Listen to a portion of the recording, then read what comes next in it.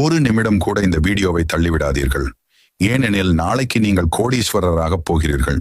அது எப்படி சாத்தியமாகும் என்று நீங்கள் நினைக்கிறீர்களா? முருகனை ஒரு முறை தரிசிக்கிறீர்கள் என்றால் அவருடைய அருள் உங்கள் வாழ்க்கையில் வெற்றியும் செல்வமும் மகிழ்ச்சியும் கொண்டு வரும். முருகன் ஒரு போர் தேவன் மட்டுமல்ல, அவர் அருள் பெற்றவனுக்கு எந்த இடையூறும் தடையாக வராது. சபரிமலைக்கு போனாலும் திருச்செந்தூருக்கு போனாலும் முருகனை நினைத்தாலே கூட மனதில் இருந்த கஷ்டங்கள் அகன்றுவிடும். வாழ்க்கையில் சில சமயம் நம்மால் எதையும் செய்ய முடியாத மாதிரி தோன்றும். அப்போதே முருகனை தியானிக்கவும், ஓம் சரவணபவ என்று சொல்லவும். அந்த ஒரு சொல் உங்களுடைய மனதை வலிமையாக்கும், உங்களுக்குள் இருக்கும் தைரியத்தை எழுப்பும். முருகன் தனது பக்தர்களை ஒருபோதும் கைவிட மாட்டார். அவர் உங்களை பொருளாதாரத்திலும் ஆரோக்கியத்திலும் அறிவிலும் உயர்த்துவார்.